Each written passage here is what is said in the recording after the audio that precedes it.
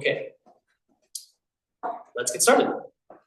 We do have a couple of items to vote on. This is unusual for most of you who have attended our monthly meetings, but we did just find out that we have $5,000 yearly stipend to spend on things that we need for our community. So we're really excited to put that to use. And then if we're all set, guys, we have two items that we can vote on. We can table some discussions, but the two items that are on the list today are paying for Braille resource cards, the mental health cards that we have created. That is one item. And then, as some of you know, we had our wonderful facilitator, Romeo Jackson, facilitate our session on race and policing. So we would love to be able to spend some of our funds to be able to pay them as well. Do I have a motion to vote on expenditures for either one of these two items? I motion to vote on the Braille resource card. All right, do we have a second? How much is the expenditure? $44. $44 for the Braille resource cards. Quick discussion. All right. This is new for us, as you can tell. We found out very recently that district councils are afforded a grand total of $5,000 a year to spend on public business within city guidelines. That, just for comparison, aldermen get $1.5 million a year. So we will try to keep this tight, but know that we're thinking of ways to spend this money in ways that benefit our community and can have the most impact for the modest amount of dollars that it is. So I'm ready to vote on the Braille thing if you are. Good. For some reason, text just disappeared on my slides, but all right. We'll go on. All right, so do we have a second? Sam, I think a second. Okay, all in favor for spending $44 on Braille resource cards for mental health resources? Aye. All right, so we passed the $44 expenditure. I will suggest that we table the second expenditure so that we can have a little bit more discussion in our next special meeting. Sure. Okay, great. Thanks for bearing with us on that, guys. Now we move on to some of our regular updates, specifically the community partnership plan.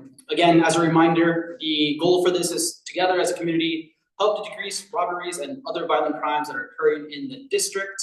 As I presented last time, we wanted to just have a breakdown of those 43 goals that we came up with back in May.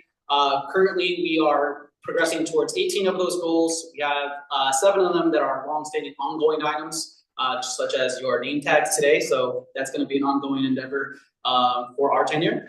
And we've completed 4 of those. So we have a total of 29 either in progress, ongoing, and completed.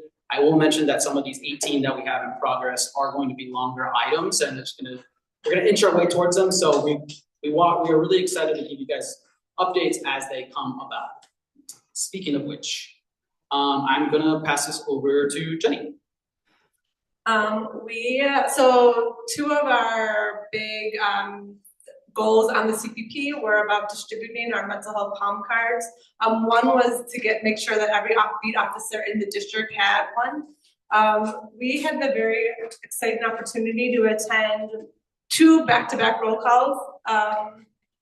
Sam is showing you the mental health card. It's also on the table. It's a really important resource for community to have, to know for nonviolent mental health crisis, alternative numbers to call that are not police. And that is available to everyone in the community to have access to.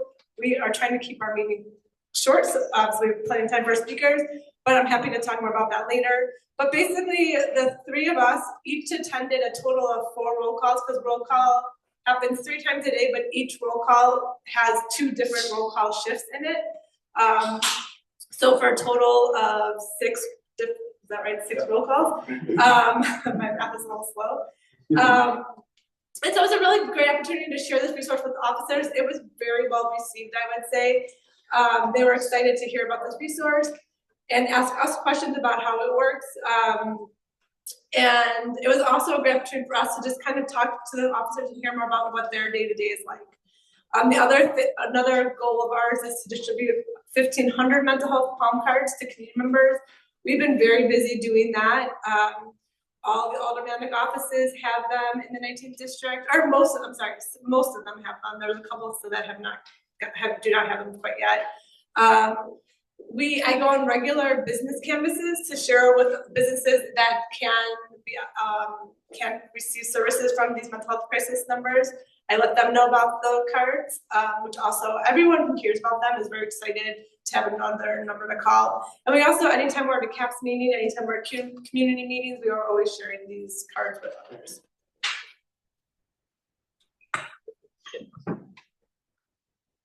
All right, so I do want to call out one amendment that we're going to make to a goal. Previously, goal number 9 was to work with CPD to identify Chicago corresponding code to each of the reduced calls list put out by the LA Police Union, meaning we wanted to match what the LA Police Union recently agreed to in terms of reducing the calls for service that their police department responds to.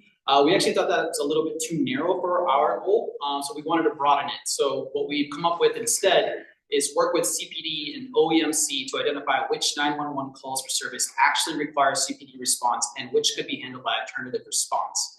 I do want to mention that we have started a data analytics group. Joining me in the data analytics group is Rick Federick, who's actually here tonight, so hi Rick, and Eric Heidbreder. 3 of us are working towards this goal with CPD and several different organizations, including OEMC, so that we can understand which calls for service can be deprioritized for CPD, and then instead have an alternative response system or structure respond to those instead. One thing that I want to make clear is we're not going to take things off a CPD plate and then just say, we don't know who's going to take care of it. We want to have a plan of action in place. And I'm really happy to report that this past Friday, I was working with CPD command staff in the 19th district, getting their opinion on which calls for service. There's a total of 324 different codes that we walked through in a meeting to understand their thoughts on whether or not CPD response is actually needed. So that was a really productive meeting. I really want to thank Captain Forbes for entertaining that task with me. And we're really excited to put forth what we achieve here in the near future. Can I ask you a question about the 911 district? Sure. I subscribe to the Illinois Policy Institute, and they claim, they're pretty accurate most of the time, that the 911 calls have gone down to only 52% being actually responded to from 65 or 66% in 23. Are cops or police officers the only people that answer the 911 incoming telephone calls and then transfer it to the proper place? So there's 2 questions. Yeah, so first question is what percentage are the CPD responding to in terms of calls for service? And then the second question is about if the CPD are the first ones to respond to those calls for service. So the question, first one, in terms of what percentage, we'll have to look into that exact percentage, but we've actually heard anecdotally from CPD command staff in the 19th that CPD is responding to 90% plus calls for service. How much? 90%, 90, more than 90. To those that are transferred to them by the person who answers the phone. So that's part of the second question in which you asked, and that's dealt with by the OEMC. So the OEMC and dispatchers actually determine by asking more questions of the 911 caller to understand if CPD is needed. What we've heard is when there is a question of whether or not they're needed, they are deployed. So we're seeing that they are deployed way more frequently, but if there is a very specific fire incident or paramedic incident, those resources are requested, but more often than not, we have CPD responding to 911 calls. Thanks. Anybody? Yeah. One other agency that 911 can transfer to is 988. They're starting to do that. I think it's still very much new to the operators, so we're still trying to make sure that they use that appropriately and are able to send calls that way when necessary. I think you mentioned we're just there this week, so you may not have the answer to this particular question yet, but you mentioned the 324 codes that you reviewed. Is there any like sort of top line number of like how many that you reviewed with the CPD where there's a genuine response was sort of seen as absolutely required? Yeah, I can answer that tangentially. I have not gotten a chance to meet with our data analytics group to discuss what that looks like based off of what the command staff has given us, but I will say from my personal assessment, just to give you a background on what this analysis actually is, I submitted a FOIA request for all 911 calls for the 19th district from January 1st, 2020 through, I believe, July 9th of 2023. There's 350,000 plus calls.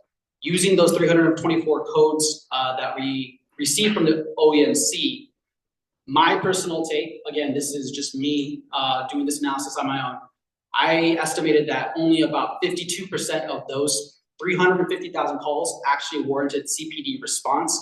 Again, this was 3 months into this role, so very fresh, didn't know much, but it gives you an idea. You know, I just mentioned that 90% plus responses by CPD to 911 calls, and if my estimate is 52%, I believe there could be a really good explanation to explain that gap and where CPD is actually needed. So that is what led to my initial hypothesis, and that's what I'm working towards with my data analytics group.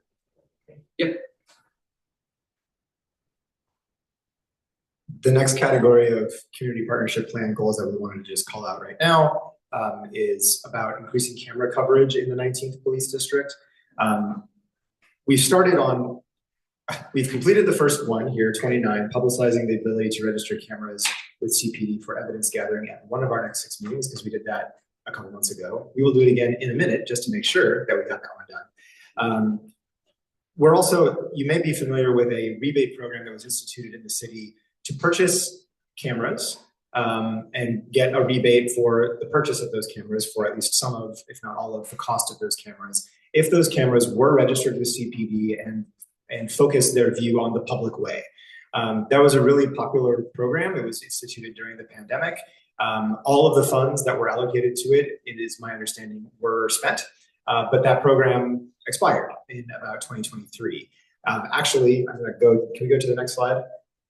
This is our publicization of registering a camera that you have, like a Ring doorbell or a camera that views out onto the street with CPD.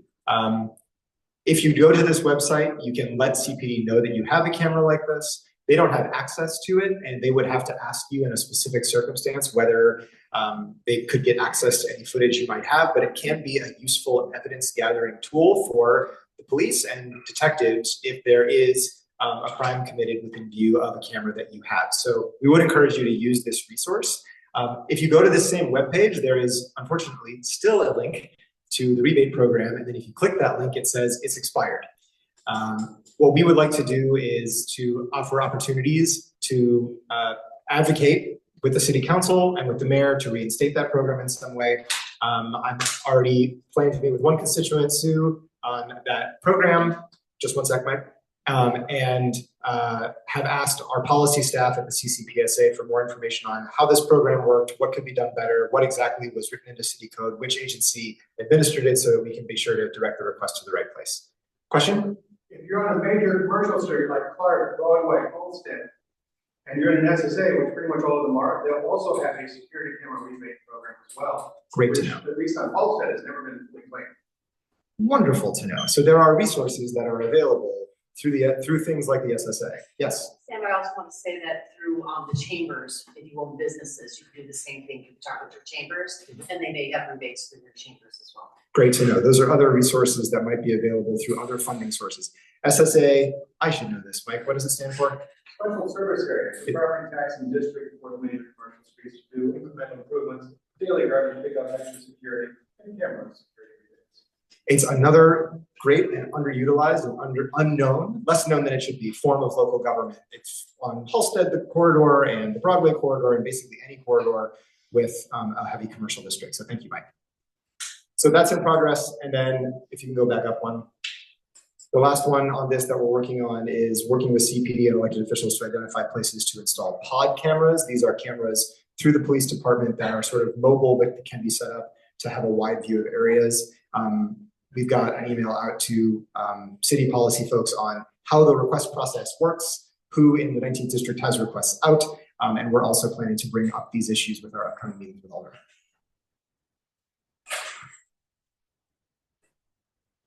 All right, so we wanted to take some time to update you on the work that we've been doing on our website. If you don't know by now, our website is 19thdistrictcouncil.com. I know we have some new faces here, but we really want to make our website a resource portal and somewhere that you can rely on up-to-date information, because we know there's a lot of information or misinformation going around, and we want to be able to be one source of truth for the community.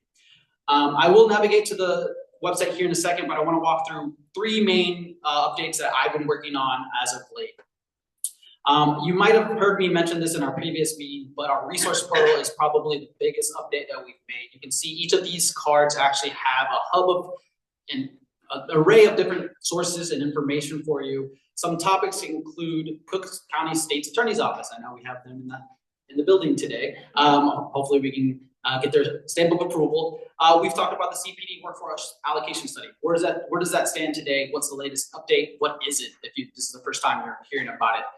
We also have housing resources for the LGBTQIA+ community, and one of the biggest ones, as you've heard us talk about at length, mental health, right?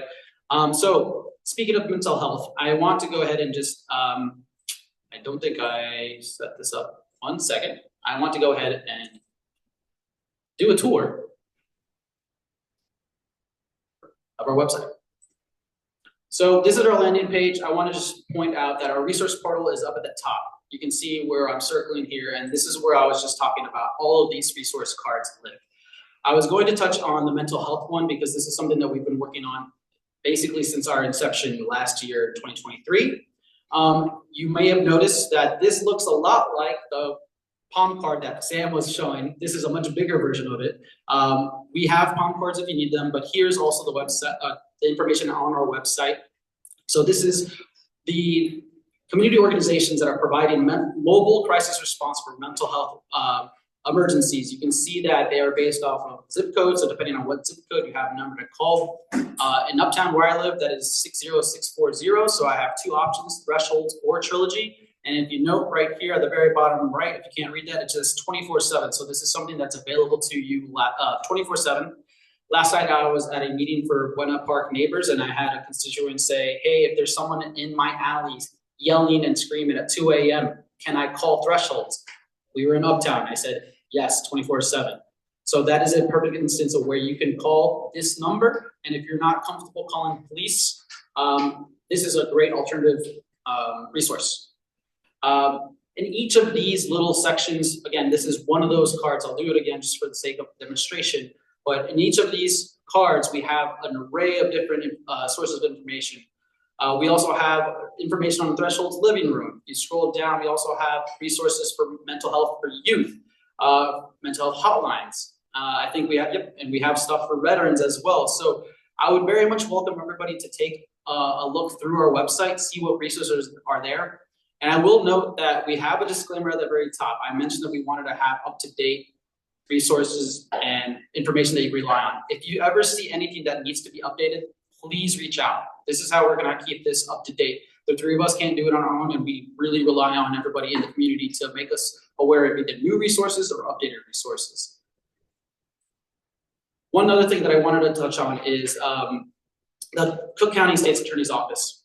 We receive in our inboxes, our city email addresses, we receive reports of arrest and incidents reports in the 19th district specifically. So if you want to know on any given month or any given year, what were the arrest rates like and for what incidents were most popular in the 19th district, you can look in the Cook County State's Attorney's Office resource card and then download reports directly from here. You can see that this is available for everybody. We want, again, to make as much information as transparent as possible. So if we receive reports, we're working hard to put them up on our website. The last thing that I'm going to touch on, and again, please go through this, take a look. We have so much to share. One quick note is any community survey that we will launch, we will make the data files transparent with the responses blinded. I'm not sharing any of your personal information. Please be aware of that. But I do want to make it known that these are the responses that we received, and this is where we form our goals. The other thing for my data nerds out there, we have tons of data resources, and thanks to our CCPSA staff for putting this together and vetting this information. An array of resources and dashboards. You can literally spend days on here. things for police accountability, things for community collaboration and engagement, crime and incidents dashboards, very similar to what I just talked about from the County State's Attorney's Office, also from the CPD CompStat reports. If you've attended your beat meeting, you've heard about the CompStat report, so this is available to you without having to attend, or if you miss your beat meeting, you can come to our website and then access these links there. Police activity data, police arrest data again, and then also we've had meetings before with the independent monitoring team for the consent decree. These reports will be listed here as well. Anybody have any? I'm sorry? You're going very fast. Yeah, we're trying to get through to our speakers, but the main point they need to take away, our website is full of great stuff. Again, 19thdistrictcouncil.com. If you go towards the bottom of our website, you will see that that's where we have our shared email address, 19thdistrictcouncil@gmail.com. Always feel free to reach out to that email address or our email addresses individually. First, I want to say Aurelio has been working really, really hard on this amazing resource, so thank you very much for all of that. So, want to plug, if you go to the homepage, scroll down, it's just a touch, connect with us. If you are not already receiving our emails, that is how you get our emails. We send really, I think they're very informative, good information. We don't spam you. It's only like 2 emails a month usually about our meetings and just other important public safety things to be aware of. So, yeah. Okay, we want to really just speed this up so we can make sure we get to the stars of our evening. One of the, real quick, long list, I know it's small, maybe you can see it better on there, but all the community groups and people and city agencies that we've been meeting with this month, very busy as always, happy to talk more about any of those individually later. Another thing that we talk about in our community partnership plan is really the importance to public safety of community knowing one another and being involved and engaged in your community. And so we really want to take time in each of our meetings. If there's anyone that represents any community groups, I know summer is a really busy time for lots of events. If we could really make it, if anyone wants to share any events that your community group is doing so that we all know about it and can attend, if we're interested, let us know, raise your hand right now and we can have the floor for a minute. We really want to focus on just community events for tonight. But you. Yeah. Well, I represent Holes, HOLS, Lincoln Square Community Association. And we're getting more and more active, and my goal now is crime and how to reduce crime. So I'm going to the 19th, 20th, and the 17th district councils, also called COPA, also called CC, blah, blah, blah, blah. Which is getting confusing to people who are not, part of this every day. But the one thing that's coming up, one more sentence. On Tuesday of next week is the National Night Out. And in our area, it's at Winnemac Park for the 20th District at 6 p.m. And that's meeting the cops, including in the 20th District, which is obviously not yours, you can say it's what yours is meeting. We have a new commander, and she, I understand, very, very good coming from the near west side. Thank you. Thanks, Mark. And the 19th district on National Night Out is at Wells Park. It is Tuesday the 6th at 5:30 p.m. Tuesday the 6th at 5:30 p.m. Anyone else have an event from the community that they'd like to share? Okay, thank you. All right, now what you've all been waiting for. We're going to move into the main discussion topic for this evening, which is on the Pretrial Fairness Act. The Pretrial Fairness Act formed part of the larger Safety Act that passed in, I believe it was 2021. And we're really thrilled to welcome 3 knowledgeable experts from our community to talk about the Pretrial Fairness Act specifically.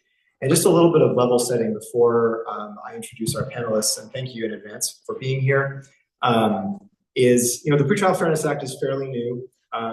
It made some pretty big changes to how justice is administered before someone is convicted of a crime. So before they've been judged to be guilty, whether they can be detained in prison before their trial or while charges are pending, was changed. The biggest change was to eliminate the role of cash bail to determine whether someone stays in prison awaiting or stays in jail awaiting trial. And instead, it turns to a determination that's brought by a petition by the state's attorney's office and decided by the judge to hold someone pending trial if they pose a danger to the community or are at risk for not showing up to their court date. There are also key protections for folks who have experienced domestic violence or are survivors of domestic violence, because that can be a really volatile time between when a crime is committed and when a court case goes to trial.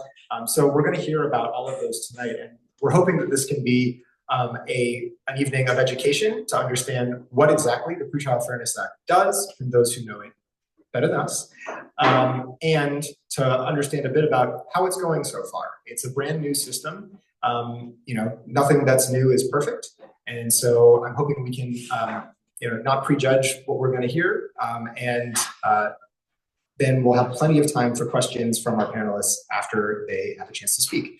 So I will now introduce our three panelists. We're joined tonight by Madeline Baer, who's in the middle, who's the Policy and Communications Director at the Chicago Alliance Against Sexual Exploitation, or CASE. Madeline brought some brochures and some information that are available at the front table where we all came in.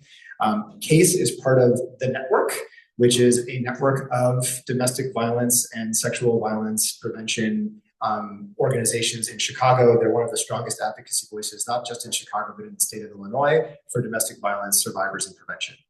We're also joined by Ben Ruddle. Am I getting that right? Riddell. I should have asked that first. I'm sorry. Director of Criminal Justice Policy at the ACLU of Illinois, and the ACLU are our policy experts in this area. And we're joined by Assistant State's Attorney Joy Tolbert Nelson, who's the supervisor of the Community Justice Center at the Cook County State's Attorney's Office. For those who don't know about the Community Justice Center, you should, because it's a wonderful resource. There are a few of them, but there's one on the north side that Joy works at and supervises, and it's designed to be a community-focused office of the State's Attorney's Office to provide information to community members about what the State's Attorney's Office is doing. And they are also active Assistant State's Attorneys. So we'll hear from the State's Attorney's Office's perspective how the Pretrial Fairness Act is working as well. I think we will first turn to Madeline? Ben. All right. Ben, please take it away. Good evening. So good to see you. Really grateful to be invited. Again, my name is Ben Riddell. I'm the Director of Criminal Justice Policy at the American Civil Liberties Union of Illinois. For those of you who might not know the ACLU, we're a 100-year-old civil rights and civil liberties organization working in the courts, in the legislature, in the media, and in communities to protect and defend civil and constitutional rights. I work for the Illinois chapter, where we have chapters in all 50 states. I'm also here that the ACLU is a member of the Illinois Network for Pretrial Justice, which is a group of about more than 40 organizations from all over the state of Illinois, representing 9 counties and several statewide organizations and networks. And we all came together to advocate for the end of money bond and for a more fair and effective and equitable pretrial system. The network started in 2019. The organizing around this topic started earlier than that. The first versions of legislation that were introduced in the Illinois Capitol were in 2017, and there were several various iterations. As was mentioned at the top of the act passed as part of a larger package called the Safety Act that I'm sure you've all heard of in 2021, but was not implemented until September 18th of this year. So we're about 10 months into implementation of the Pretrial Fairness Act. And I'm, along with my distinguished co-panelists, here to tell you a little bit about how it works, why we needed it, and how it's going so far, and to hopefully answer your questions about it. So I'm gonna Just push it down. oh yes, can you? Oh, thank you. I'll put it. I did it once. No, you know what? It helps to plug it in. Sorry, Ben. No problem. There we go. Just way up here. So, why did we organize around ending money bond? Well, so every year in the state of Illinois, more than 250,000 people are incarcerated in the 92 county jails across our state. About 90% of those people are jailed pre-trial, which is significantly higher than the national average of 67%. And under the old money bond system that just ended in September, a majority of these people were incarcerated simply because they couldn't afford to pay a money bond. So under the old system, before we talk about the new system, I need to talk about how the old system worked. When a person went before the judge had the ability to do several different things. They could issue what's called an I bond, release the person on their recognizance. There were also some very serious charges for which they could order that the person be detained without bond. That was unusual, though, under the old system.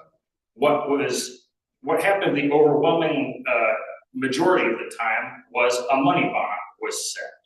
And if the person was able to pay that money bond, or their family was able to pay that money bond, then they could walk free that very day and be, free to work at their job, be with their families, meet with their attorney, fight their case.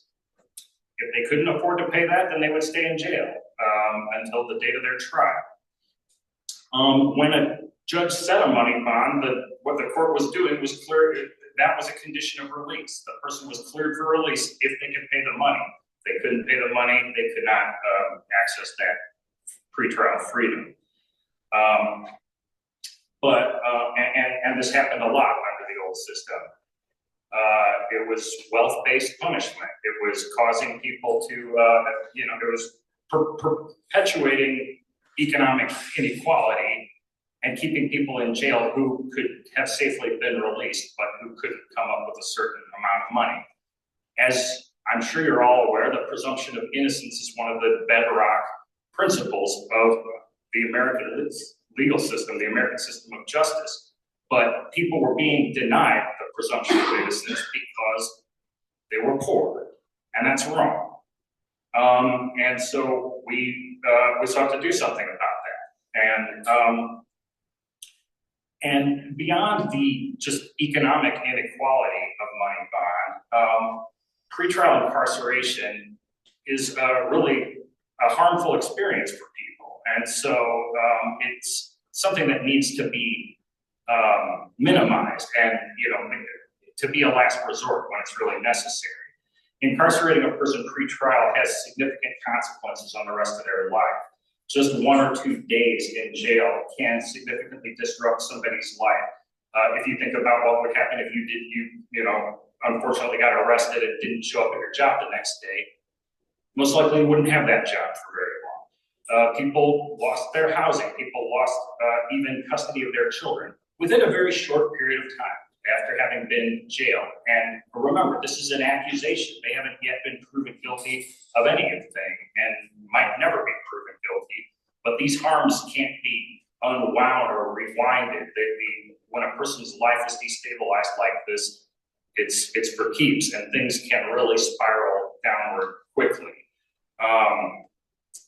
Beyond the impact on the individual and their family members, their kids who aren't accused of doing anything but are going to be without a parent if their parent is incarcerated.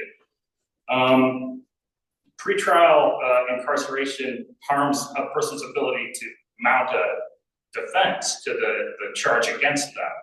People who are incarcerated pretrial are a lot more likely to be found guilty, a lot more likely to be sentenced to incarceration and to serve longer sentences. Not only that, have the experience of having been in jail makes it significantly more likely that somebody is going to be rearrested in the future, which makes a lot of sense when you think about how destabilizing this experience is. And so if we are not careful and we overuse jail, we're actually shooting ourselves in the foot and creating more crime and disrupting our communities. And, you know, when we were using a nonsensical tool of a person's access to money to make this decision that ought to be made in a more measured manner by a judge. And so that's really what the Pretrial Fairness Act seeks to do, is to take us from a wealth-based system to a risk-based system, where instead of talking about the totally irrelevant fact of how much money somebody has access to, we're talking about the real issues. What is the risk that this individual is going to do harm to somebody if they're released? What is the risk that they're going to flee and not come back to court for their trial date unless they are jailed? And those are the questions that the judge looks at under the Pretrial Fairness Act. So we're going to take what we call a principled walk through the Pretrial Fairness Act, but I'm going to warn you, there's a lot to the Pretrial Fairness Act that we don't have time to walk through. There's a handout over on the table that's on cardstock that's double-sided that I think is called 7 Key Accomplishments of the Pretrial Fairness Act. And so that's going to cover stuff that I'm not going to be able to talk about in this brief introduction to the panel. But I want to talk about the two, kind of the core elements of it. And so we're just going to talk about a couple of the principles. The first of which I really already talked about, which is that money is not and should not be a determining factor as to whether somebody is free pending trial or they're held in jail. And so the Pretrial Fairness Act, I'm extremely proud to say, makes Illinois the first state in our country to completely abolish the use of money bond.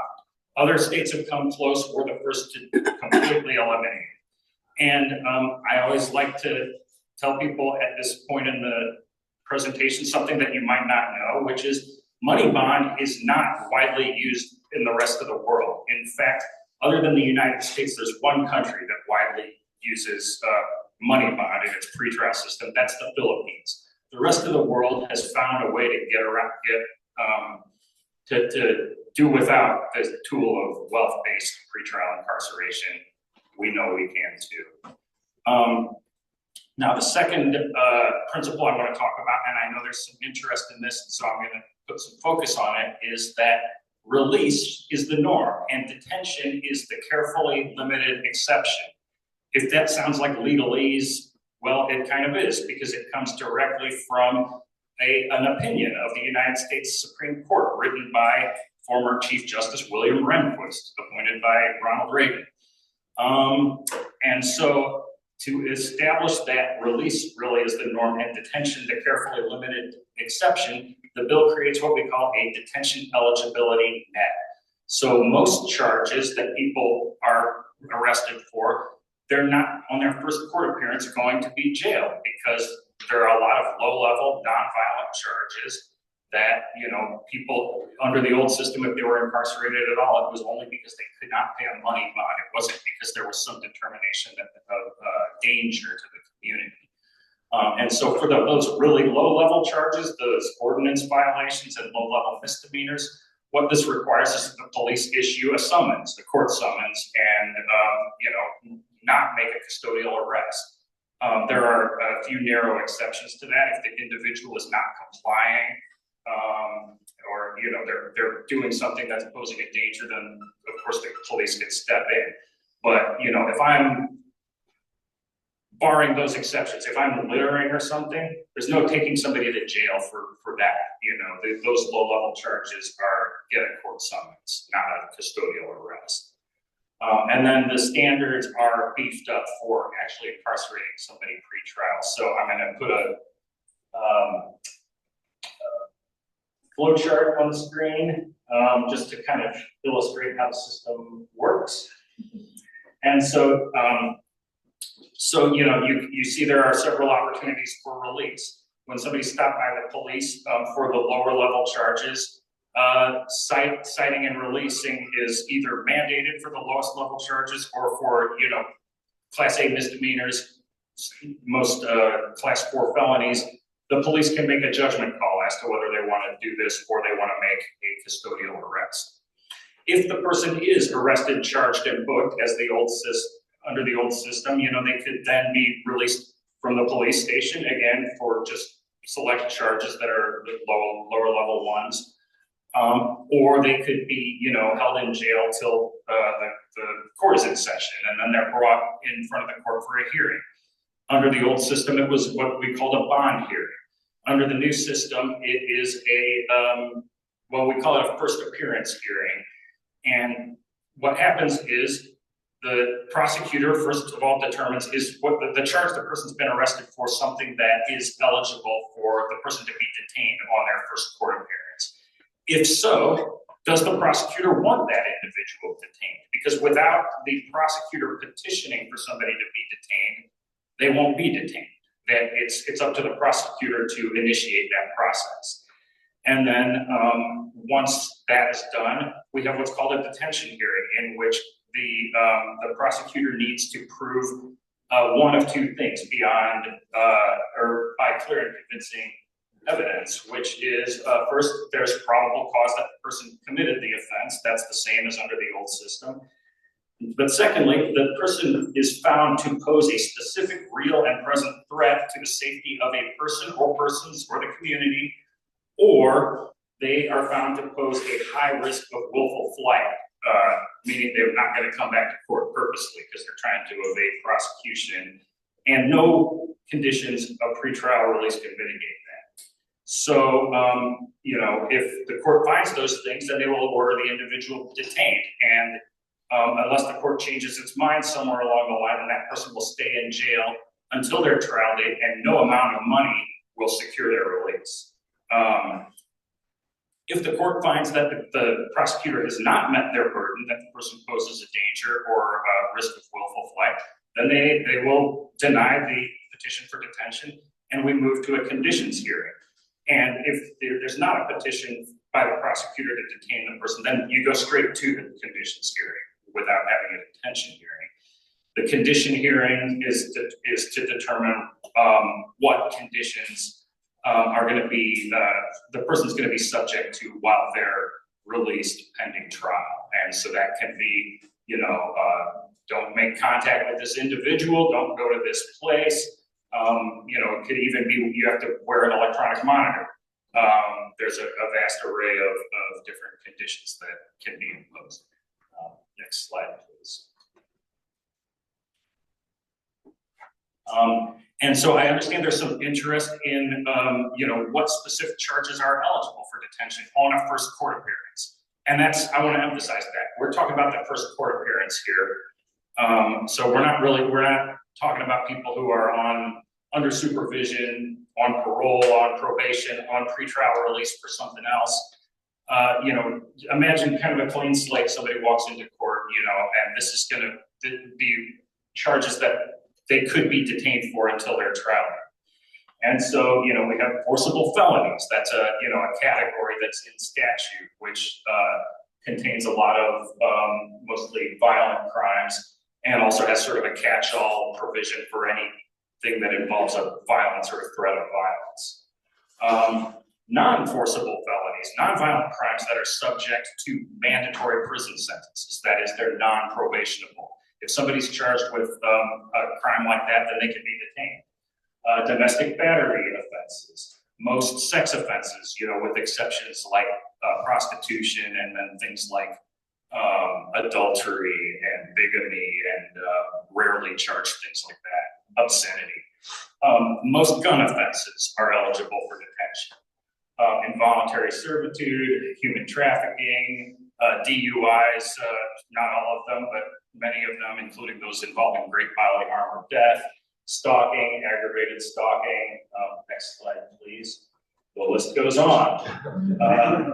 So these are things that people can be jailed for on their first court appearance: residential burglary, child endangerment, hate crimes, threatening a public official, aggravated battery with a deadly weapon, felony cruelty to animals, or an attempt to do any of these things, all eligible for detention based on safety.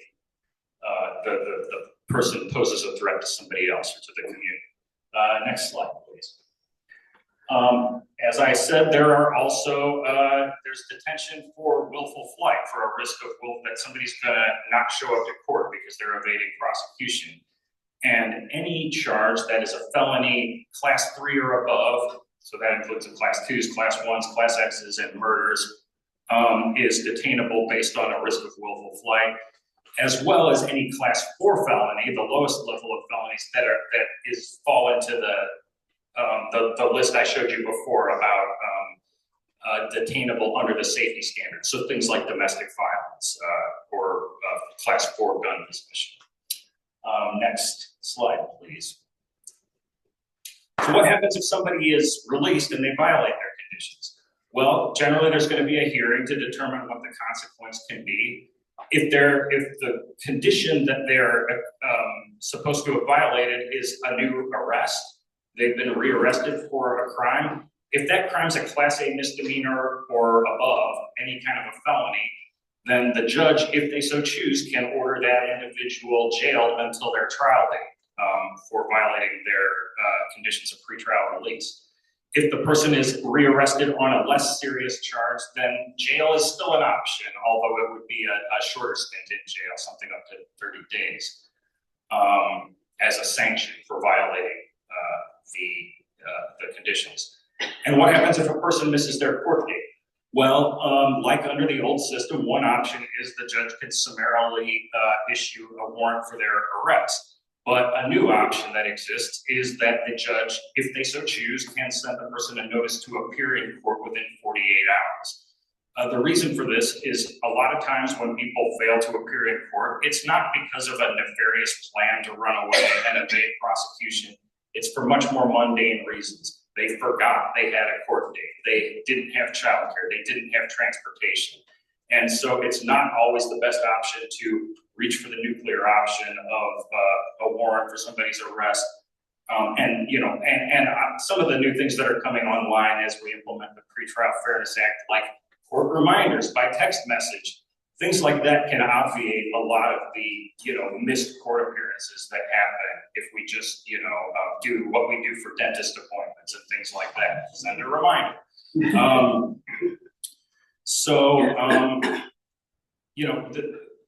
We in the network, Illinois Network for Pretrial Justice, really wholeheartedly believe that over time, this new system that's focused on risk and safety rather than an arbitrary, determination of how much money somebody can afford to pay is going to make our communities safer.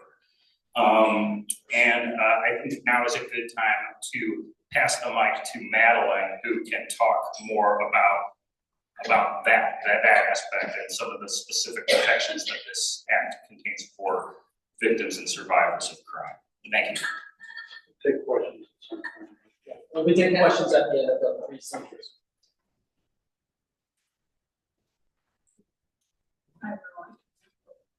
Oh, I'm sorry. Hello, everyone. Yeah, as long as it's close to your mouth. Hi, everyone. Can you hear me? Yes. Okay, great. Doesn't sound as loud over here by me. Before I got all this stuff, that's fine. No, that's probably me when I can help it. But hi, everyone. My name is Madeline Bear. My pronouns are she, her. I'm the Policy and Communications Director for the Chicago Alliance Against Sexual Exploitation, or CASE.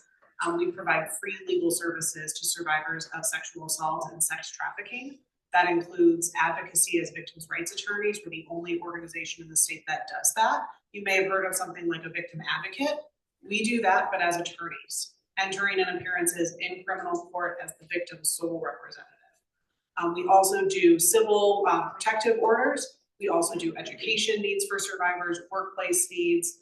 We also do civil litigation, suing people who have caused harm for money or other needs that a survivor may have. Okay, Ben gave us a very thorough overview kind of the Pretrial Fairness Act, but I wanted to talk specifically about some of the victims' rights related provisions. Like I said, our team does victims' rights advocacy as attorneys in criminal court, so we're very familiar with the Rights of Crime Victims and Witnesses Act, which is our victims' rights statute here in Illinois.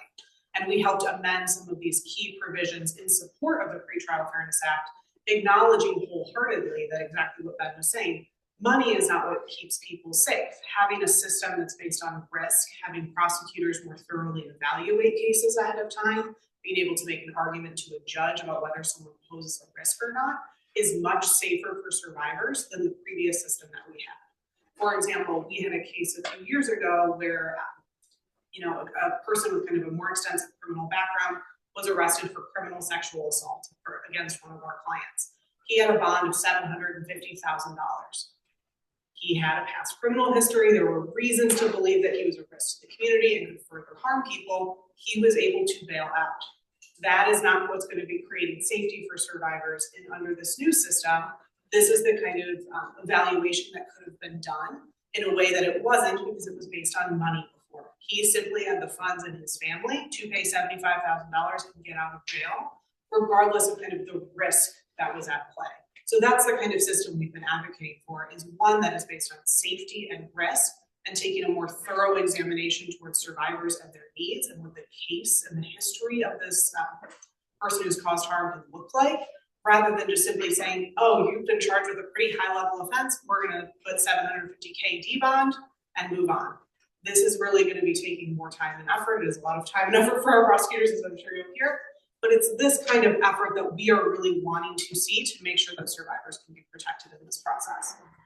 So one of the things that we did obviously is looking at kind of the detainable offenses. So domestic violence, both a felony and a misdemeanor level. That was something that I've seen hotly debated in the news, is some prosecutors, I would say not in Cook County, have said we can't file a detention petition on a misdemeanor domestic battery.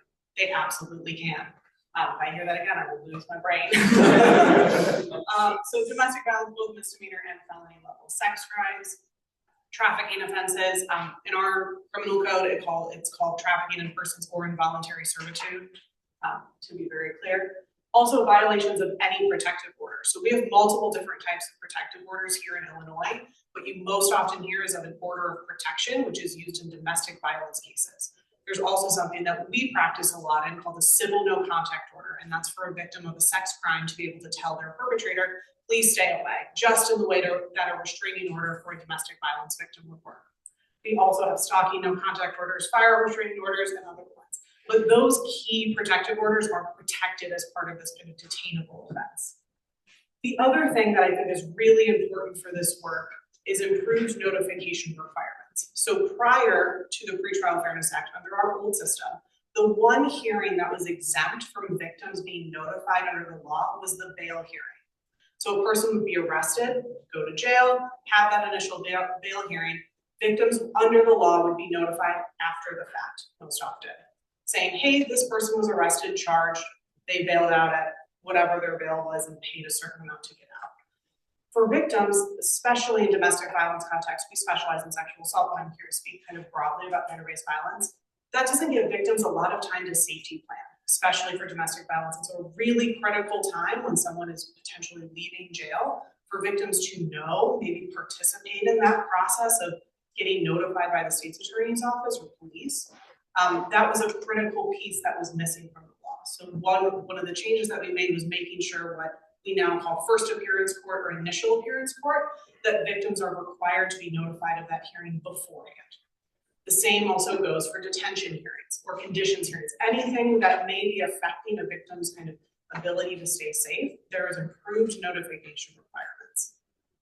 The other change that we made is access to protective orders. So these protective orders have existed for many years. The order of protection, or an OP, a civil no contact order, a CNCO, or a stalking no contact order, those have been in existence for a while. Survivors have had access to those.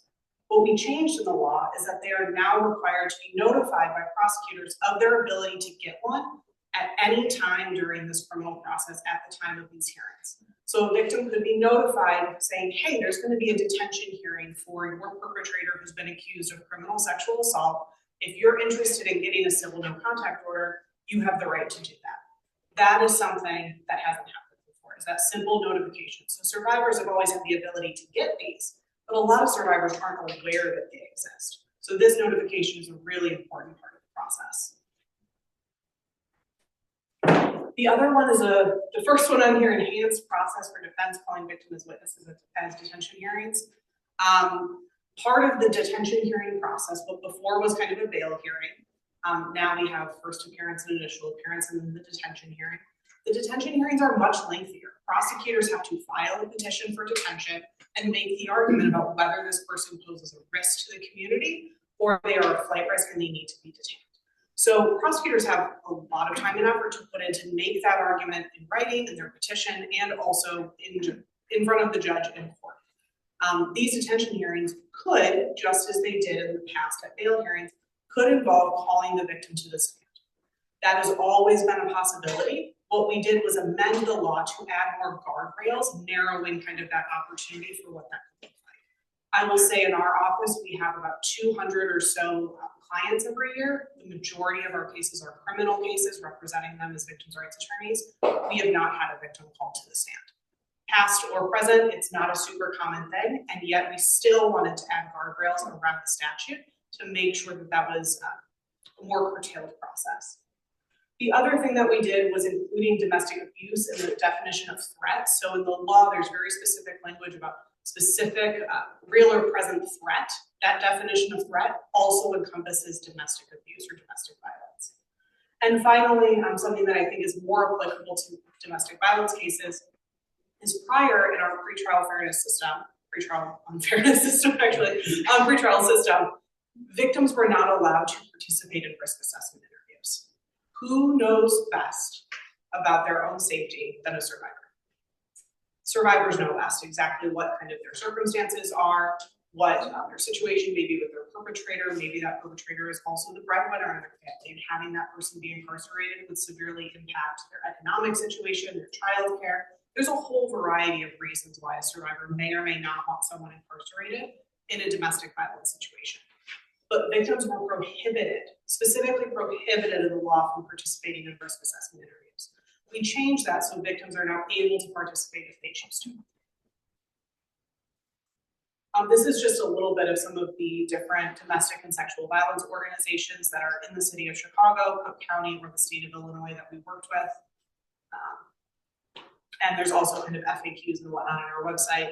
You can ask more questions at the end as well. But thank you.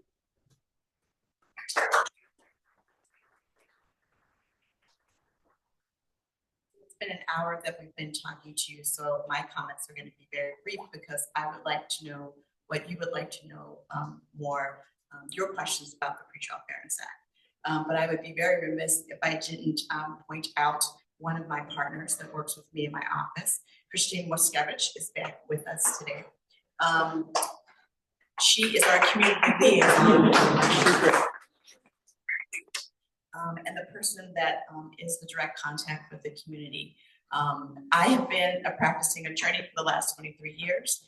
A lot of my time is spent in first appearance court because that's where we are every day. And so as one of the supervisors, our role is to supervise a group of attorneys that do these hearings in the courtroom with the court. But I am so excited to be here representing the community justice centers, which is part of the Cook County State's Attorney's Office. We have 4 different locations that are around the city. And the best thing that we do programs and we do prevention programs, but we also prosecute cases as well. So the part of the programming piece that we do is coming out and educating people about the work that the Cook County State's Attorney's Office does and making sure that we're engaging with individuals to let you know that we are here. Our office is was inside of the City of Chicago Sanitation Department. So you can walk up to our office and you can engage with myself or Christine, or we also have an admin person that works there as well. We hope to see you all at National Night Out, which is another opportunity for us to come out and engage with you. We do have a brochure that Christine will make available to you. And if you have any questions afterward, we'll be available to talk to you as well. The Pretrial Fairness Act, you've got the really big overview. There is so much to it. And as we, as attorneys, evaluate these cases, I know there was a list of the offenses, but there's so much more to it. So we could spend days trying to explain, but it takes a lot. And the word that you kept hearing with the Pretrial Fairness Act was the prosecutors, the prosecutors, the prosecutors. Our job, we have a heavy lift, and because the risk is large. So we want to make sure that we get it right, that we take our time every single time that we do it. But I can say that that's also what we did as prosecutors before the Pretrial Fairness Act, because I was there as well. And we took the bond hearings very seriously in advocating for the victims. But we don't only look at the victims, we also look at the defendant and their background and the crimes that they committed, so that we have the right outcome when we're presenting our cases to the court. So that never went away. That's always been there. And that's here now. We also always have cared about our victims.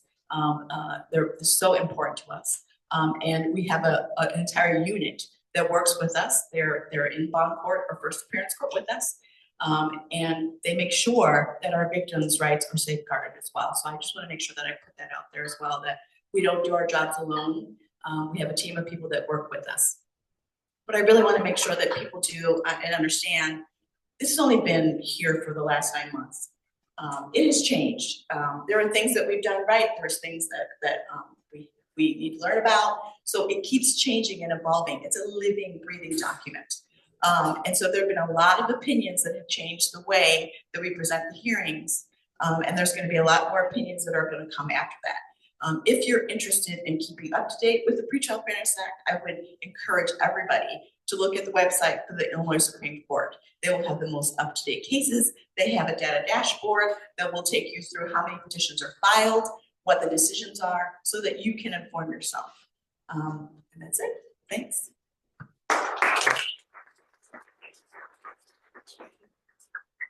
Sounds like I have some website updating to do. All right, so we're gonna go into our Q&A session. I'm gonna just outline the ground rules and rules of engagement so that we all know what to expect. First, let's keep our questions on topic. Please keep them related to the Pretrial Fairness Act, anything that was covered today by our 3 panel experts. Again, I mentioned this at the beginning, but please request to ask a question via writing on a note card. Elise has note cards and we'll be collecting them. So thank you very much, Elise, for helping with this. The order of questions, I'm going to shuffle the note cards just to make them random. I'll also be vetting them to make sure that they are on topic for Pretrial Fairness Act related questions. Please do not disrupt any speaker or question or answer to any questions. And as always, no harassment or disrespect will be tolerated. This is a zero tolerance policy and you will be asked to leave. We've never had that happen before, so I hope that's the case again tonight. Okay, so we're gonna go ahead and get started. And then for our panel experts, if you think this is best suited for you, raise your hand, and then we have the 2 mics to be shared between the 3. So thank you already for this. Many questions I see here. I'm gonna do the one that I can read the easiest right now. So the first question is, what does this act do for victims of crimes? No? Yes. Explain it quick. I wrote that for these folks. Sure. But I have questions on the Okay. Yeah, do you want to write in another question? No, just okay. Point. Okay. Some questions, but I read voted for these folks. No, yeah, no, I totally understand. If you want to just cover it quickly. Yeah, so there were lots of changes that we made to the victims' rights statute in particular. The biggest thing is obviously getting rid of money as the determining factor. Just as the assistant attorney here pointed out, prosecutors have to do a lot of work to build a case as to why someone should be detained or not. In a way that before these hearings were a little bit shorter, now victims are going to be notified ahead of time so they can be consulted as to whether they want the person detained or not. Oftentimes those conversations would happen after a bond hearing. Now they're starting to be happening before, ideally. The other thing that was changed is not only notification about hearings, notifications about the ability to get the different types of protective orders or restraining orders. We got rid of the prohibition on victim interviews and risk assessments. And overall, this system is prioritizing risk and safety and more calculated, careful decision-making rather than using money kind of as a shorthand in many ways. So frankly, and I think our state attorney here can speak to this, it is a lot of responsibility for prosecutors and judges to make careful, measured decisions in consultation with victims. Thank you, Madam. There are two questions on this note card. I'm going to read the second, and which has already been addressed, but I do want to recognize that we are addressing this question. That was, how much leeway do judges have in deciding whether or not to detain? We've covered that today. But the first question here, Joy, I think this might be suited for you. Why are so many people who are not detained for a crime caught time after time committing more crimes, some even with electronic monitoring? I'm going to answer that in one of two ways. They make the decision to commit another crime, which they do. That's why they are there again. And in the initial assessment, it's so. Let me think of it. In the initial assessment, electronic home monitoring is what the judge determined after the hearing was the most appropriate condition for this individual. In making that, we have even a higher burden when it's electronic home monitoring, because that is a form of incarceration. You do get credit for all those days that you're on the monitor. You also get movement off the monitor, so that it's not as restrictive. But it's an even higher burden. I know it's hard to know that, to get to that point as prosecutors. So when people have that and they commit crimes when they're on the monitor, then they come back in before the judge. But again, the judge can, even though we will file a petition for another hearing, make the same determination that that individual goes back on electrical monitoring, because detention is the absolute last resort for most of the crimes, because that's the purpose of the Pretrial Fairness Act, is not to detain. So and again, the Cook County State's Attorney, we file the petitions. You do not make the determination on what conditions you have, or if you are detained. That is the judge that makes that final decision. Also, every individual has always been and remains represented by the public defender's office or a private attorney. So it's not just the Cook County State's Attorneys that are at these hearings. There's also an attorney for the defendant that is also making their arguments, and then the judge in totality will make a decision. Thank you, and certainly don't disagree with anything State's Attorney Nelson said, but I just wanted to add, the question was, why are there so many people who are rearrested while on pretrial release? And I just want to put that into context a little bit, because the Pretrial Fairness Act is not a perfect system. Judges do not have a crystal ball, just like they didn't have a crystal ball under the money bond system. Under the old system, people on pretrial release also were rearrested for crimes. And the vast majority of people who are released are not rearrested. They succeed. So when we talk about we have to put this in context, that over 90% of the people who are being released are not being violated, are not getting rearrested, are not committing another crime. This is not, the Pretrial Fairness Act is, we don't want to overstate what it is. We're not waving a wand and crime ceases to exist. I wish we could, but that's not what this is. We are moving from one imperfect system to another better system that is also not perfect. And so that's the context I want to provide. Thank you. The next question is, what's the difference between stalking and aggravated stalking? I say I specialize in the sexual assault and trafficking arena. Stalking is related and different. Anytime an offense is an aggravation, that means there's a higher level of violence. And so that at its basic core, that would be the difference between the two. Because there's hijacking, but then there's aggravated hijacking. There's a lawful use of a weapon by a person. There's aggravated UW. So it's just aggravation, something additional that you're doing that enhances the crime, so that the penalties are also enhanced. If you're found guilty after a jury or a bench trial, or you plead guilty, those will be the penalties that you get, they would be enhanced. I think we might have covered a little bit of this, but if we could cover it again. What data do you have on people who are not detained and given a return court date and do not return to court? There's a fantastic dashboard that the Illinois Supreme Court does keep, because again, the Cook County State Attorney is one part of it, the defense is one part of it, there's also the whole pretrial team that is part of it as well. And so all the information that they gather, they are keeping track of how many petitions are filed, what the results of them are, how many people reoffend, like all this data, it's broken down by your district or your neighborhood. It's so fantastic, and it's on the Illinois Supreme Court website.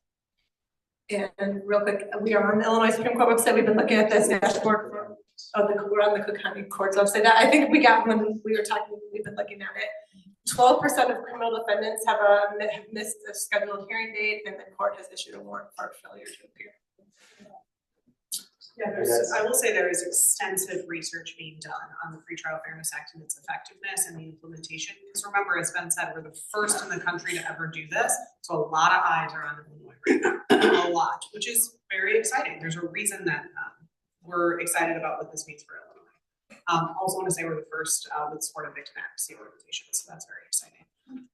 But there's resources, yes, on the Illinois Supreme Court website, the Cook County Circuit Court website. Loyola University is also doing extensive research as to how many petitions for detention are being filed by different county prosecutors, how many of those are being agreed to by the judge, how many of them are rejected. There's an extensive amount of data.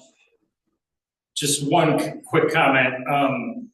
I agree that both Cook County and the Illinois Supreme Court, as well as a couple of the other counties, have good dashboards, good data. I will say that the courts are, if there's one aspect of, implementation that those of us who are really supportive of this act are, less than thrilled about, it's the speed at which the data collection and reporting is being implemented. There are reasons for this. There are practical reasons. We don't have a unified court system in Illinois. We have like 102 or something like that circuits, and people use different case management systems, and these things don't talk to each other. And so there is some technical snags that need to be worked out. However, the fact that we don't have comprehensive statewide data to the extent that the act mandates has given an opportunity for some of the critics and naysayers to spread misinformation about this act and to sort of add a lot of fear mongering. Oh, be very afraid. It's going to be a purge. I don't know if you remember last election season, but that's what they were telling us. Blood was going to be running in the streets, and 10 months in, that ain't happening. That's, that was a bunch of political bunk. But without good data, we can't refute that. And with that caveat about the data, just to share this, what the Cook County website has on the data portal has, 87% of people who have been released on pretrial release have not recommitted crimes. Of that, 95% have not been charged with a new violent crime. So a couple of those crimes have been violent, and they actually do break it down into different types of crimes that have happened. So people who are on felony defendants out on pretrial release. Drug offense is 2% of people who get reoffended of the drug offense. 5% is property offense. 1% is a weapon offense. 2% is a person offense. And UCR is the UCR violent offense is 1%. Uniform crime reporting. He read the small print. Can I just add to that? I don't want to minimize anybody's feeling one crime that happens to you or a crime is a bad thing. So I just want to make sure we say that. But the data that we have shows that there isn't this revolving door that's happening. But I do want to acknowledge that one bad thing is enough. Yes, and one other thing that when we were meeting earlier about this is that we have to remember that people reoffended when they were out before the pretrial release, before the pretrial fairness act came into effect. So this is not a new phenomenon either. Okay. I asked, you said 1% of people on bond for narcotics offense committed narcotics offense. That was a felony. So of the people who were released on felony offenses from the 2% recommitted through a drug offense. Only 2% of addicts committed new crime, the ones on bond. Wow. Why don't we talk afterwards, because it's a little complicated to explain all that. That's shocking. All right, I'm just gonna do a time check. We are at 7:50. We're probably gonna go over today. We have 6 note cards here. I'm gonna try to get through as many as possible. We do have a few more slides from our end as well, just announcements, but appreciate everybody sticking through. The next question is, what have been some of the challenges in implementing the act that you have alluded to, and what changes are being considered to address them? I will say, it's a very difficult process, right? One of the things that we've been doing at CASE is being involved in different work groups. And that is like, we've been involved for a very long time, but this process is involved like deciding what language is being used on what of the 6 forms that are being used for the first appearance and detention process. So it's really taking very large concepts and also drilling down into the extremely granular. One of the things we just spoke about data, right now there's not specific data around sexual assault cases. There is further breakdown about domestic violence, considering that was a larger portion of the law. There is more detailed data available around detention petitions for domestic violence, but there isn't that same data rate for sex crimes. That's something that we would be really interested in seeing. The other thing that we're very cognizant of is the staffing at the state's attorney's office for our work with victims. It's making sure that the office is staffed up as much as possible to be able to do those notifications. It's an additional burden on their office to be able to navigate this. So it's something that we're very cognizant of and want to be continuing to push for, is do we have enough staffing, especially in the victim witness unit? I know that State Attorney Fox has done a good job of improving those numbers, but do we have enough people in that office to make all the required notifications, because we've increased the notification requirements on their office? Just very, very quickly, the flip side of that coin is that for people accused of crimes to assert their rights and, for this law to be given its full effect, they have to have good legal representation. And the public defense system in Illinois, not so much here in Cook County, we have an excellent public defender and compared to other offices, a well-staffed one. But the caseloads, the staffing of public defender offices, and the independence of public defenders who not here in Cook, but everywhere else are appointed by the very judges that they have to step up and argue in front of, really leaves a lot to be desired. So one of the things that our network is advocating for now is something called the FAIR Act that would establish a statewide office of public defense that would really try to beef that up and get resources where they are needed, so that people in every part of this state who are accused of crimes are able to assert their rights and able to benefit from this great law that we passed. A law is only as good as our ability to implement it, and so that's one of the challenges. Overnight, our office had to go from one system to a totally different system with new rules, new paperwork, a whole new way of doing the work that we did to ensure that we were complying with the act. I'm proud of the work that we've done to get there. But what the challenges have been in trying to interpret the statute is that a lot of the cases, because once we make a decision, a detention decision, it can be appealed right away. And so that was a huge hiccup in having all these cases come right back to us. And there's now been a few opinions that give us a little more guidance so that we're getting it right the first time. So a huge challenge for us has been responding to the rapid litigation that's come out of this act so that we can quickly pivot. And they've changed the forms for us, they've changed the rules for us. We're arguing in different ways than we were like a week ago. And it might be in 2 weeks, we're gonna have to argue the hearings in a different way, because we really have so many things that we have to make sure that we establish through these hearings to get the result that we bear is just and the right decision.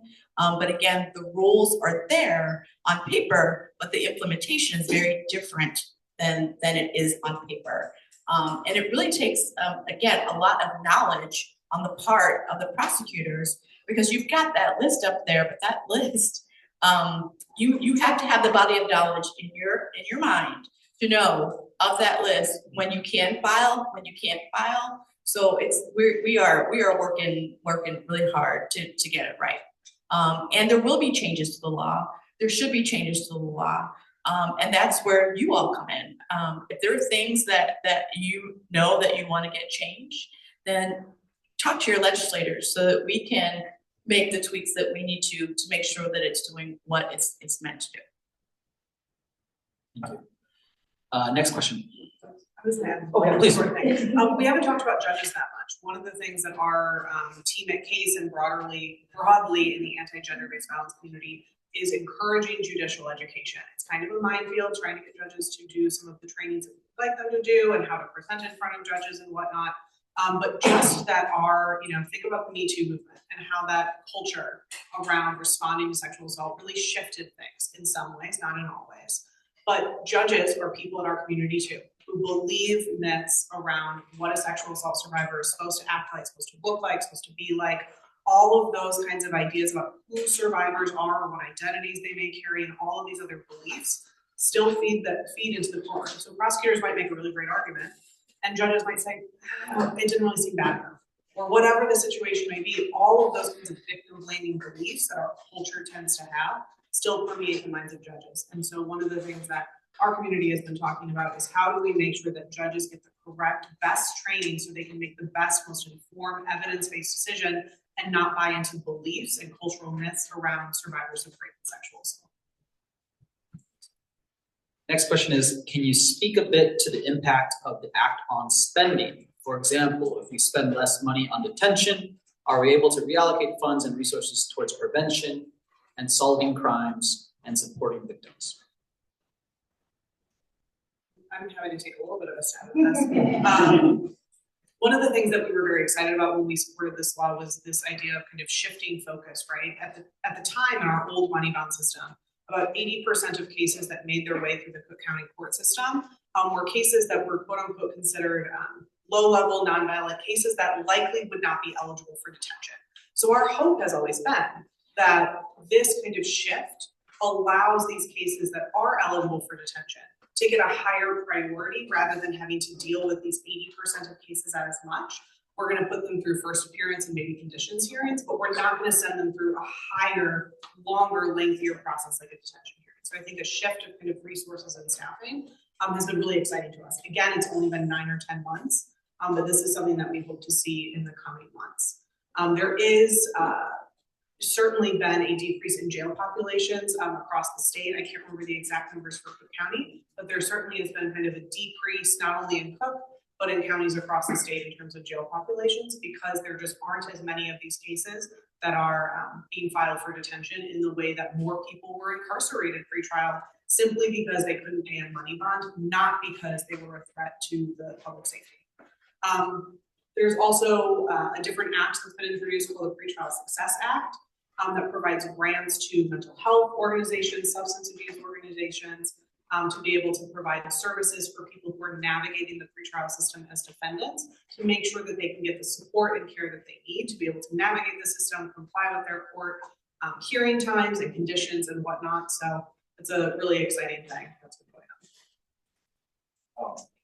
I think the question may have been directed around like public resources and stuff, but I want to take a completely different spin on it and talk about the literally hundreds of millions of dollars of resources that have been extracted from our communities under the money bond system. Families being forced to decide whether they were going to pay the rent that month or get their loved one out of jail, or buy groceries or get their loved one out of jail.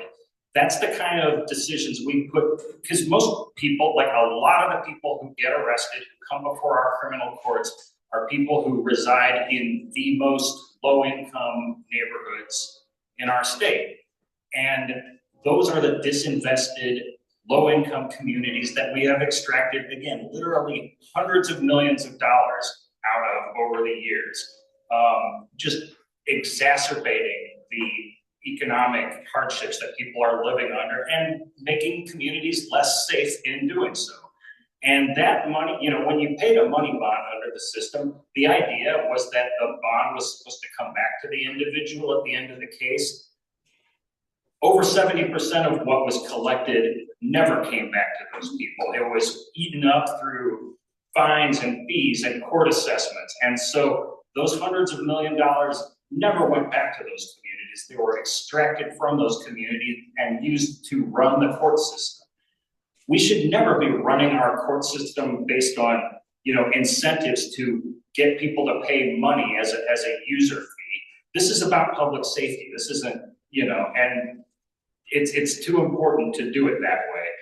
And I think this is one of the undersold benefits of this act, is that that money is going to stay in those communities now. We're not going to rob the poor or like hold their loved ones for ransom and force them to decide whether to pay the rent or get their loved one out of jail. That was always a bad way of doing things, and it is in the past permanently here in the state of Illinois, and we should all be very proud of that. That's not true, 90% of it went back to the old days. I don't know where you get these facts. The Civic Federation has Supreme Court data that they have done a study of and that I can share with you, but absolutely not the case that 90% went back to the community. Next question is, as a focus on the public safety aspects, should the default petition be reversed? Specifically, the prosecutor should petition to allow the offender for release. This would prevent the possibility of potentially dangerous offenders from falling through the cracks. No. Because the most dangerous people are petitioned. The ones that aren't, because we have to follow the law. And we have a list there that we can. We also have a lot of wiggle room. Like if you're charged with a Class X offense that isn't enumerated there, the state's attorney, after we work up the background, that's another petition that we can file. So there are many ways that we can accomplish our goal. And so the answer is no. Thank you. I would say one of the things that I spoke about earlier is like the volume of cases, right, that are moving through the Cook County circuit court system. We as advocates and attorneys for victims of crime, specifically sexual assault and trafficking, would much rather have our time in our state attorney's offices and broadly speaking the court system to focus on the cases that are most at risk to public safety, rather than on the 80% of cases that are likely to go through the first appearance court that are considered nonviolent, low-level offenses. That is what we would much rather have folks spend their time on. So having a presumption of detention is simply not appropriate given the vast volume of cases that are going through the court system that are considered low-level and nonviolent. Again, we're victims' rights attorneys, but we also want to have, exactly what Ben was saying earlier, a cornerstone of our system is the presumption of innocence. Our system is intended to make sure that it's thorough and whatnot. It's had numerous problems. We're not going to dive into all of that, but it's not a perfect system in any way. But the reality is we also want a system that doesn't, we want that presumption of innocence in a pretrial setting. People have not been convicted yet of crime. We want the trial process to proceed as normal. We want that kind of level of care given to our clients to make sure that justice is served in the most correct, equitable manner. Can I just, I have a lot more. But I just wanted to add to that. We look at every single case that comes through the first appearance court. We don't just look at the ones that we're going to file detention from. We work up the background and we look at what the crime was committed on every single case. So even though we don't have the full-blown hearings that we do with detention, there is information. It's a Gerstein standard that we have to use. So we are giving a proffer to the court on every single case. I just wanted to clarify that. Thank you. I think this is a good question. How much time passes from time of arrest to first hearing, I think this was part of the flow chart that you presented then, so can you clarify maybe just timing on the flow chart itself? Well, yeah, and I mean, people are supposed to, in general, go before the court in 24 hours, you know. I guess I would, I understand in some of the more rural counties, it's more of a challenge getting people to the court because these counties are vast and they're just transporting people is a challenge. But the act provides that, you know, they're supposed to be in front of a judge within a day. And I guess the state's attorney could talk more about if there's any, you know, deviation from that here in Cook County, but I haven't heard of any. No. We can't, and we shouldn't. If you're in the hospital, we can do a hospital admit, but we're telling the court something about why they don't see that person after they've been incarcerated. It's even shorter time if we're dealing with juveniles. It's a really short, but they're rapid. Like you're getting to court, you're getting seen. It happens very, very quickly. Thank you. We have two more questions. How has the infrastructure been developed over time? Do the prosecutors have sufficient time to assess the case appropriately? Yes. The typical day in first appearance court for us is we start at 8, we end at 8. So we're there for about 12 hours. We're doing hearings. We're not taking lunch. We're divided in two different sections. The domestic violence, we have 2 rooms, the conditions and the detainable offenses. For the felonies, we have 2 rooms, the same, the conditions and detention. So we have, I have about 8 attorneys working with me. They're doing domestic violence, so those courts are going at the same time. On the other end, same thing. The 2 courts are going at the same time. So we're cooking. We're there. I mean, and I guess I just wanted to say, because I have this opportunity, the length of time of a hearing does not equal high quality. Like you could be up there for a hearing for 20 minutes and not really say anything. You could do a hearing in 2 minutes and have the same impact. So I know that people are really focusing on how long the hearings are. It's really what information is being presented that is critical so we're doing justice by the victim and the defendant. And those, when we were having those hearings before, when we didn't have the Pretrial Fairness Act, that was still happening. The state still had a burden that we had to meet under Gerstein to present evidence to the court to get to the point where a bond was being set. The defendant always has had a defense attorney, either public or private, that is on the other side arguing these hearings. So even though they're longer now, are they better? Maybe. But I think I want people to focus on the information that was being given. It hasn't changed because we have the Gerstein standard that we have to meet. And again, we don't want to get it wrong. So the information that we have, we want to make sure that we're doing the right job, and it's not the length of the hearing, but it's the quality of information. And I know you had your hand up. I'll say it if you want afterwards.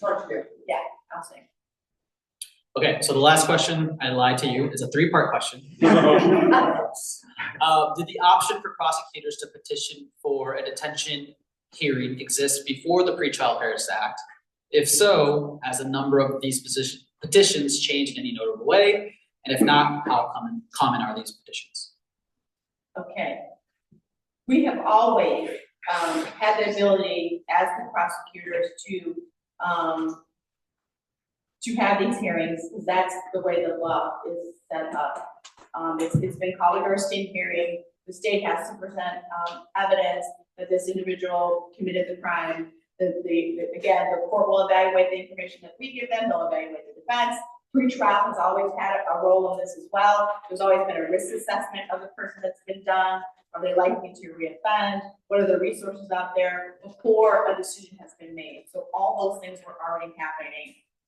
As prosecutors, again, focusing on those high-level felonies is what we've always done and what we continue to do. I mean, obviously, we're going to be advocating that somebody who commits the first-degree murder, second-degree murder, aggravated behavior hijacking, all those people, we want to make sure that the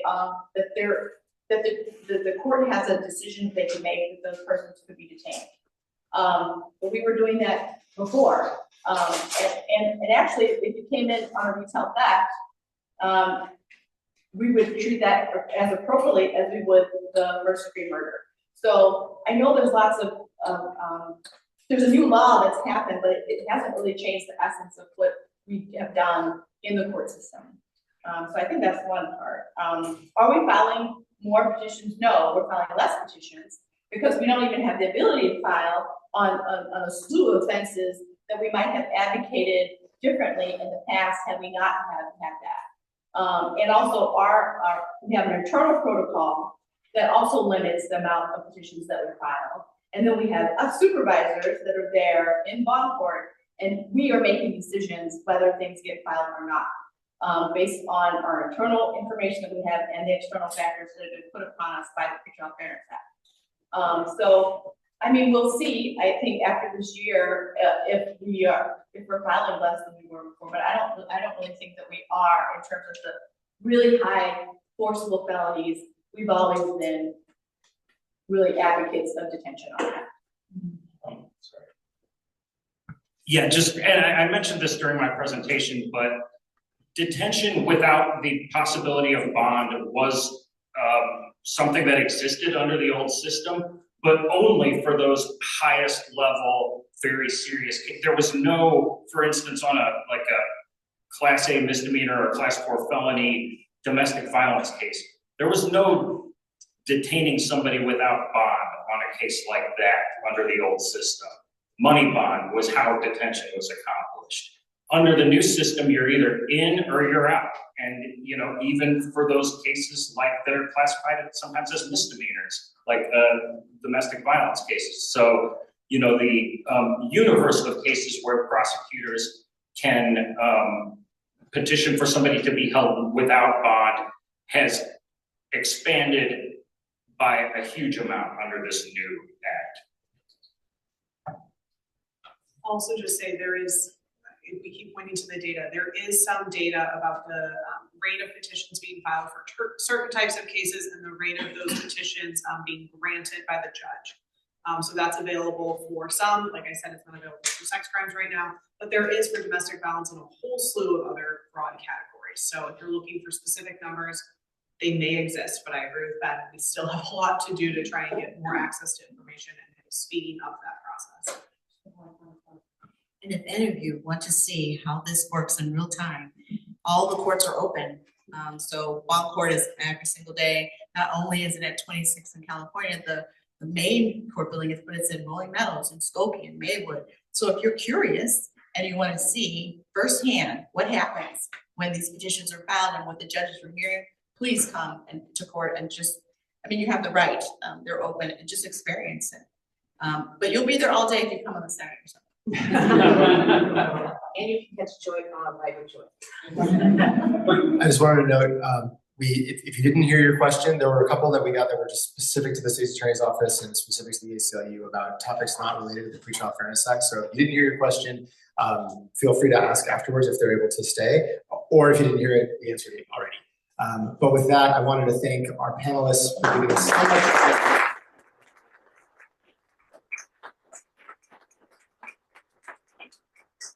This is just a wealth of information from really wonderful perspectives, and we so appreciate you taking the time and answering all of these questions. And thank you to all of you for submitting those questions. All right, we do have opportunity for public comment. I know it's getting late, so I'm going to leave that for later. But first, I want to just have a couple of announcements. We'll get to the spoiler for my timer there. But just next meeting, Wednesday, August 28th, Uptown Church. Please make a note of that. And as always, we have reminders and calls to action. Heard that a few people brought their friends tonight. Thank you so much. Let's keep this growing. I think we had about 35 people show up tonight. I know it's muggy out, so thank you for coming. Now I'm going to turn back to the public comment. So if you do have a public comment to make, if you want to come up to the podium, I will hand you a mic. You will have 2 minutes. And if you can please state and spell your name for the record. And Sam, I'm going to ask you if you mind turning the iPad. So if you want to sit there, that's fine too. But if you do have public comment to make, just let me or Elise know. All right, my name is Wayne Meyer. I was born and raised in Chicago, living in the north side about 45 years or so. I was also an assistant state's attorney regarding the life of probation officer Deepwood, plus Cabrini Braden. I was a judge on child abuse, domestic violence, all those things. I invited a whole bunch of people to come here. I'm glad, I don't know, a lot of them I didn't know what they looked like. But I hope a lot of them didn't show up because with all due respect, this was one of the most one-sided things I've ever heard in my life about the city. It's like going to the city council and asking them how great are all the people running the city. You think how many do you think the state's terrible? Some of the information is absolutely 100% wrong. Other ones were hedged. Some of the information was 100% wrong. Some of it was hedged. I wish I could give closing arguments like counsel did here. In my cases, where there's only one side and no rebuttal whatsoever. It's very easy to sound. There's a lot of big problems with this act. Victims are suffering like mad. There's a lot of dead victims out there because of felons being released. A lot of horror stories, some of which all existed. But a lot of the information is totally wrong. It's unfortunate that you only got one side of the story. So please, there is another side. Ask the beat count. Better yet, ask victims of crime. They'll tell you just how wonderful this act is. And having more other attackers or offenders attack on the street does not make the street safer, believe it or not. It makes it more dangerous. Ask, well, a lot of them are dead now. Ask domestic violence victims just how wonderful this act is. It's a living hell. It's a living hell.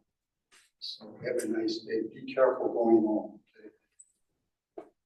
Thank you for your comments. Do we have any other public comment speakers? We have one more. Just want to come up.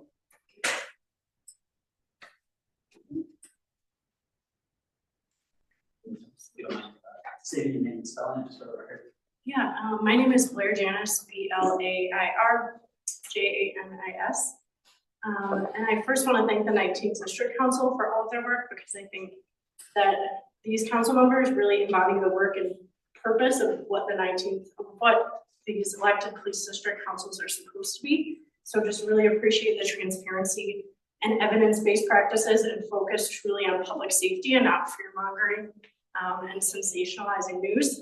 Is deeply appreciated.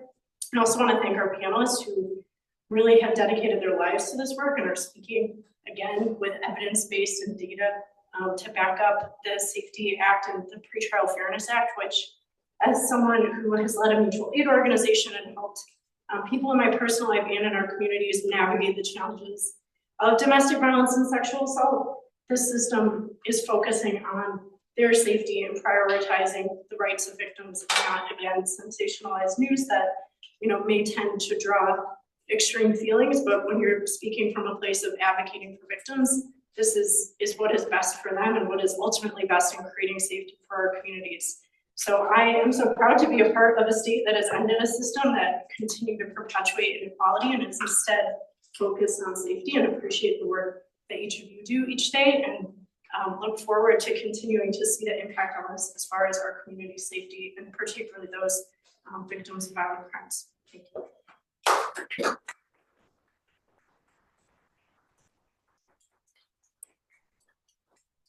Unless there's another public speaker, we're going to go ahead and wrap this up. Again, a reminder of our next meeting, Wednesday, August 28th. I do want to extend thank you again to our wonderful panel of experts. Please, another round of applause for them, please.